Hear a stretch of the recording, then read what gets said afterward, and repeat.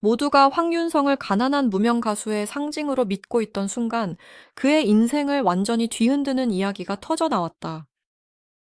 8년 동안 정상음 한 푼 제대로 받지 못했고 전 재산이 200만 원뿐이었다는 고백으로 사람들의 마음을 울렸던 그 가수.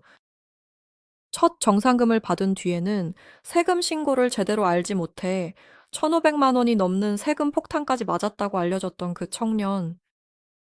그런데 바로 그 황윤성의 부모가 평범한 농촌 부모가 아니라 글로벌 농생명 산업과 바이오 기업을 움직이는 거대한 자본가라는 말이 나오면서 대중은 충격에 빠졌다. 처음 이 이야기가 퍼졌을 때 사람들은 믿기 어려워했다. 황윤성은 늘 무명의 시간 생활고 가족에 대한 효심, 다시 일어서려는 간절함으로 기억된 인물이었다.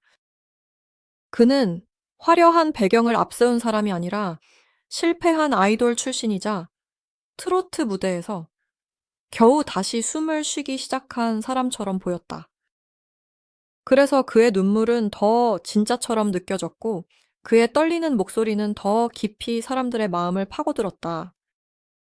그런데 그런 그에게 재벌가 후계자라는 전혀 다른 얼굴이 있었다는 이야기는 단순한 반전이 아니었다. 그것은 황윤성이라는 이름에 붙어 있던 모든 서사를 다시 읽게 만드는 사건이었다.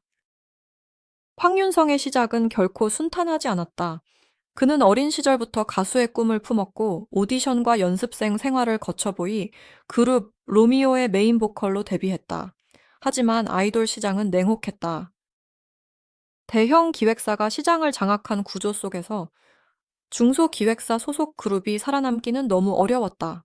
무대에 서고 앨범을 내고 팬들을 만나도 그것이 곧 성공으로 이어지지는 않았다. 이름은 있었지만 대중적 반응은 약했고 활동은 이어졌지만 실제 수익은 손에 잡히지 않았다. 그렇게 그는 연예인이라는 이름을 달고도 경제적으로는 바닥에 가까운 시간을 견뎌야 했다. 가장 충격적인 대목은 8년 무정산 이야기였다.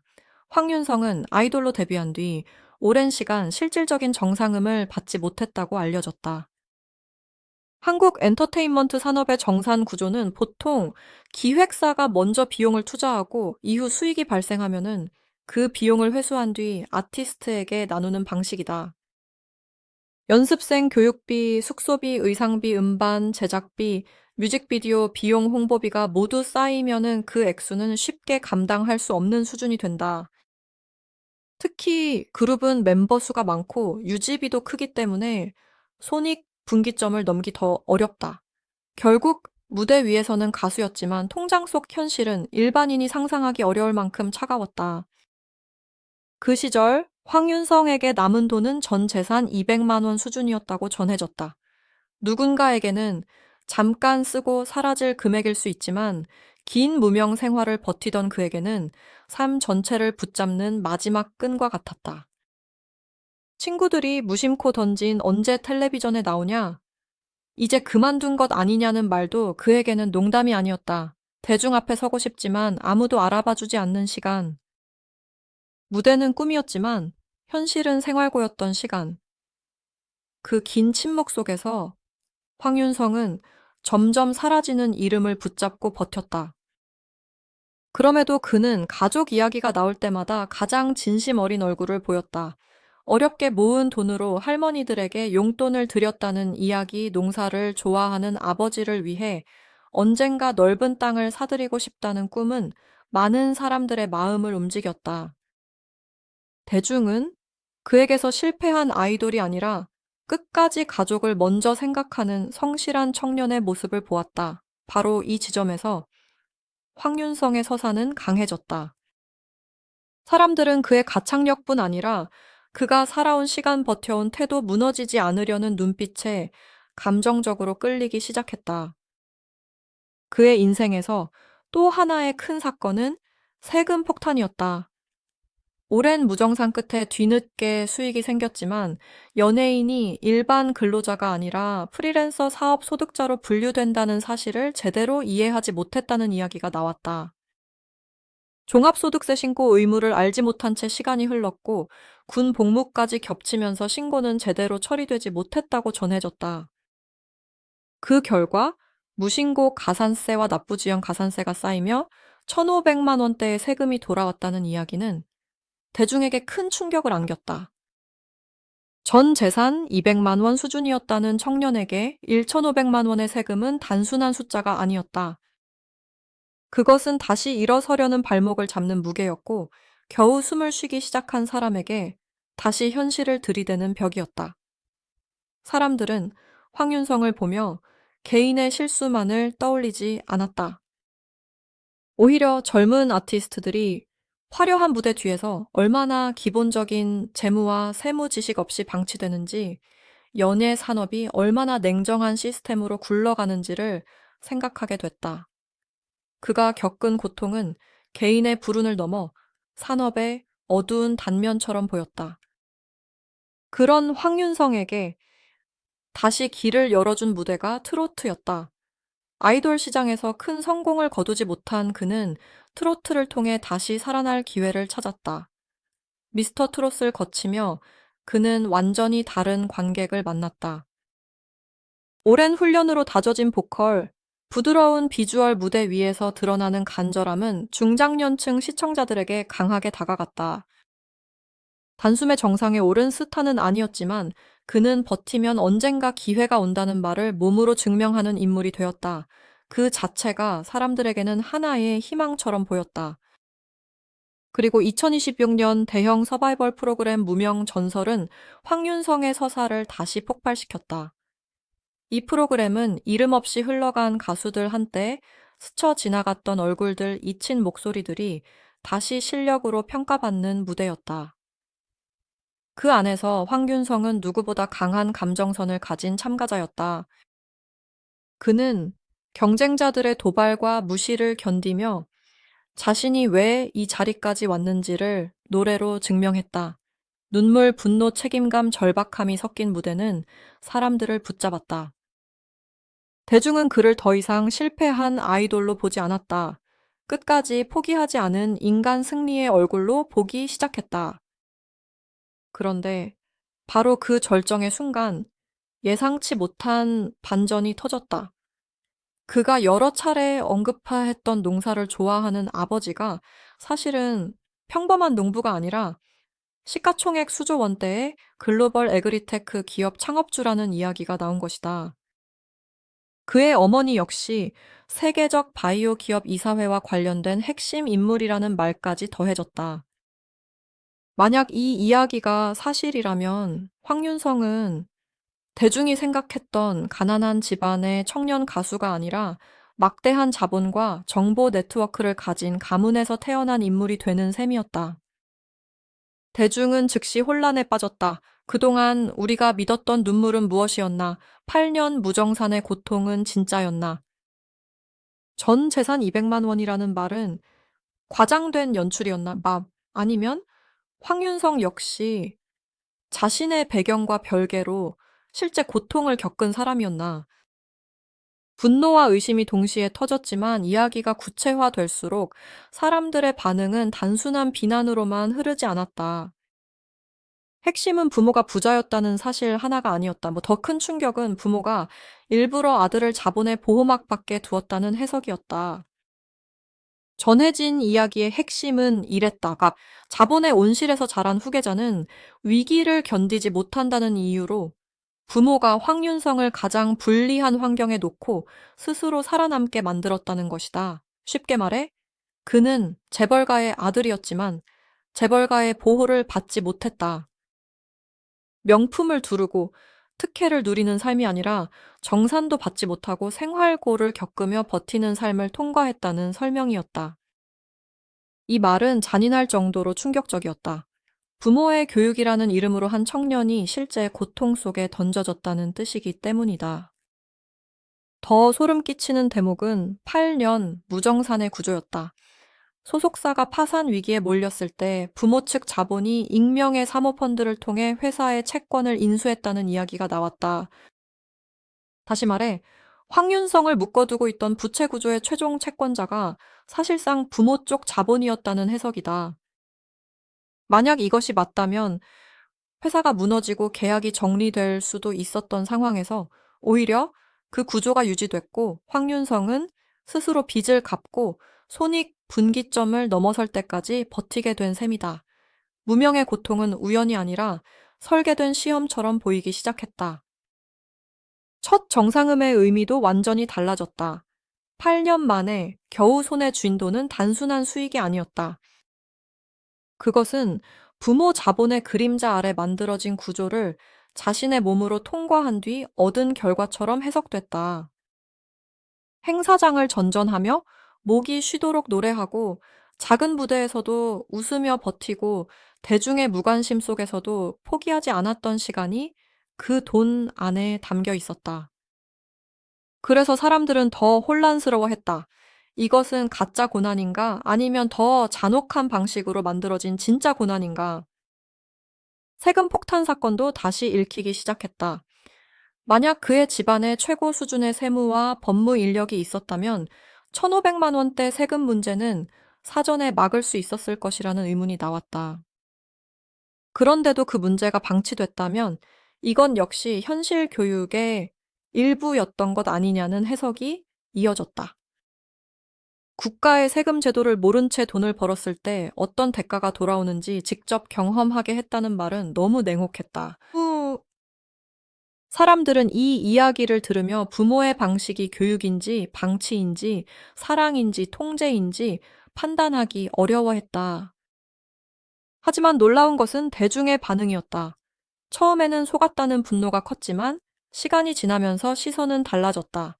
황윤성이 재벌가의 배경을 이용해 특권을 누린 흔적이 거의 보이지 않았기 때문이다. 그는 사치를 과시하지 않았고 거대한 인맥을 앞세워 무대를 차지하지도 않았고 사람들 앞에서 자신을 특별한 존재처럼 포장하지도 않았다. 오히려 그는 실제로 생활고를 겪었고 전당포를 찾았다라는 이야기와 다이소에서 선물을 골랐다는 이야기, 팬들에게 받은 건강식품을 고맙게 여겼다는 이야기로 기억됐다. 배경은 재벌가였을지 몰라도 경험한 삶은 분명 바닥에 가까웠다는 점이 사람들의 판단을 흔들었다. 그래서 황윤성은 가짜 흙수저라는 비난만으로 설명되지 않는 인물이 됐다. 그는 언더커버 재벌이라는 전혀 새로운 서사의 주인공처럼 소비되기 시작했다. 사람들은 이제 그를 단순히 가난해서 불쌍한 사람으로 보지 않았다. 자본의 꼭대기와 생존의 밑바닥을 동시에 지나온 이상한 생존자로 바라봤다. 누구의 아들이냐보다 어떻게 버텼느냐가 더 중요하다는 반응도 이어졌다. 그의 눈물이 갑자기 거짓이 되는 것은 아니었다. 그의 떨림, 그의 절박함, 그의 생활고 그의 오랜 무명은 실제로 그가 통과한 시간이었기 때문이다. 이 사건은 대중문화가 무엇을 소비하는지 보여준다. 사람들은 가난이라는 단어 자체에만 감동하지 않는다. 그들이 진짜로 움직이는 지점은 한 사람이 주어진 조건 속에서 끝내 무너지지 않았다는 사실이다. 황윤성의 경우 배경의 반전은 충격적이었지만 그가 겪은 고통이 실제였다면 서사는 완전히 무너지지 않았다. 오히려 더 복잡하고 더 강한 이야기가 됐다. 그는 단순한 흙수저도 아니고 단순한 재벌가 아들도 아니었다. 자본의 그림자 안에서 버려진 듯 길러졌고 가장 낮은 자리에서 자신의 이름을 다시 세운 인물로 재평가됐다. 동시에 이 이야기는 한국 엔터테인먼트 산업의 어두운 구조를 다시 드러낸다. 8년 무정산 불투명한 비용 회수 구조, 외부 금융 자본의 개입 가능성, 젊은 아티스트의 세무 무지와 제도적 방치 문제는 결코 가볍게 넘길 수 없다. 황윤성의 사례가 극단적인 반전을 품고 있다 해도 그 밑바닥에 있는 산업의 냉혹함은 현실적이다. 무대 위의 환호와 통장 속 빈자리 박수와 빚인기와 세금의 간극은 너무 크다. 그래서 이 이야기는 한 가수의 사생활을 넘어 시스템 전체를 향한 질문으로 번졌다. 결국 황윤성은 하나의 인물을 넘어 하나의 상징이 됐다. 그는 무명의 서러움을 견딘 가수였고 자본의 보호를 받지 못한 후계자였으며 대중이 사랑하는 서사가 어떻게 만들어지고 무너지고 다시 살아나는지를 보여준 사례였다. 가난한 청춘으로 시작해 재벌가의 그림자로 끝나는 반전은 자극적이다. 하지만 사람들을 끝까지 붙잡은 것은 반전 그 자체가 아니었다. 8년의 시간, 200만 원의 현실. 1. 500만 원의 세금 폭탄 무명 전설 무대 위에서 흘린 눈물, 그리고 끝내 자기 이름을 증명하려 한 집념이었다. 지금 이 논란이 더 크게 번진 이유도 여기에 있다. 황윤성이 정말로 처음부터 모든 배경을 알고도 침묵한 것인지, 아니면은, 가족이 만든 구조 속에서 자신도 제대로 알지 못한 채 버텨온 것인지는 쉽게 단정할 수 없다. 다만 분명한 것은 그가 무대 위에서 보여준 불안과 절박함이 꾸며낸 표정만으로는 설명되기 어렵다는 점이다. 오랜 시간 이름이 불리지 않았던 사람만이 보일 수 있는 초조함, 다시 기회를 잃을까 두려워하는 눈빛, 작은 박수에도 무너질 듯 고개 숙이는 태도는 한순간의 연기로 만들어지기 어렵다. 그래서 지금 황균성을 둘러싼 시선은 두 갈래로 나뉜다. 한쪽은 대중이 그의 이야기에 속았다고 말한다.